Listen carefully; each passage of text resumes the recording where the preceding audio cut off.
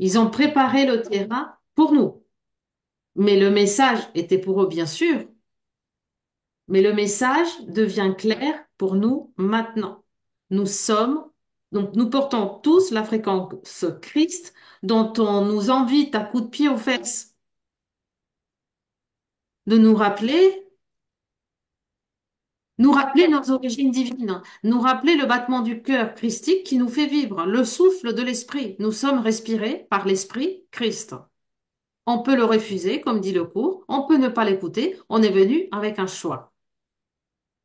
Mais nous tous qui sommes ici, je crois que ce choix, on l'a déjà fait.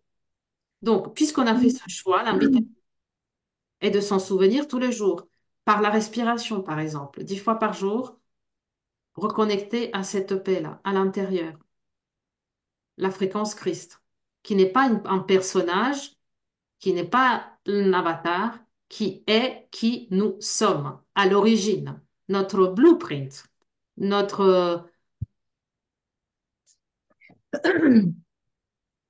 notre empreinte morphogénétique contient l'empreinte Christ dans notre ADN, un minimum 12 brins.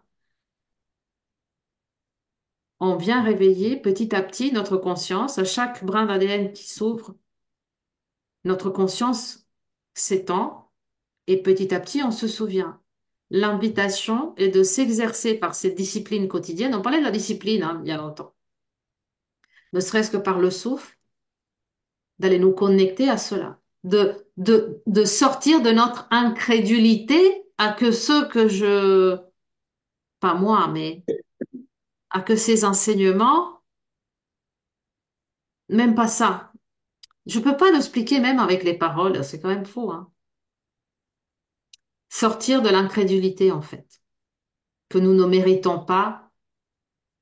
Quand on dit, ah, tu es le Christ, mais c'est un blasphème. On nous a tellement inculqué par l'Église qu'on a besoin d'intermédiaires et que le Christ est un et qui a souffert pour nous laver de tous les péchés. Vous vous rendez compte? C'est un égrégore puissant qui nous fait croire qu'on est vulnérable, alors que c'est tout le contraire. Le Christ en toi est très calme. Il connaît où tu vas et t'y conduit avec douceur et bénédiction tout le long du chemin. La main du Christ tient tous ses frères en lui-même.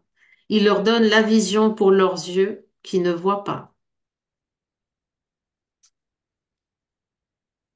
Ce que j'ai envie, enfin, c'est ce que je demande, hein, surtout dans des situations. Il y a des situations où ça vient spontané pour moi, surtout quand je suis en soins, de regarder l'autre et le regarder derrière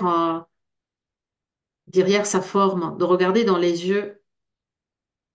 Mais il y a des situations où je demande, je veux regarder avec les yeux du Christ. Quand tu demandes à regarder le monde ou une personne avec les yeux du Christ, parce qu'on a ces yeux-là, en fait. Ce regard-là, il est en nous quelque part. Et quand on demande de regarder avec les yeux du Christ,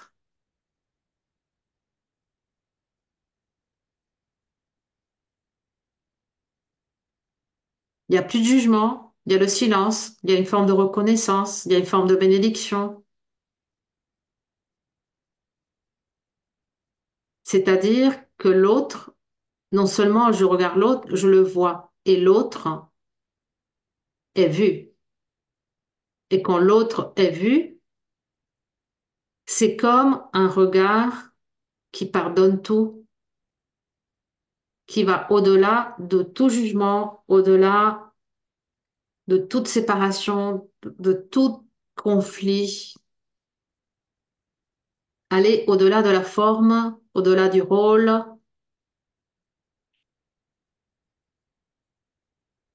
Ressentez, chacune de vous, qu'est-ce que c'est pour vous le regard Christ?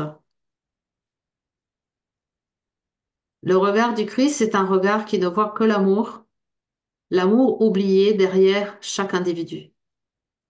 Et en le regardant avec ses yeux de l'amour, il réveille l'amour en l'autre sans même parler.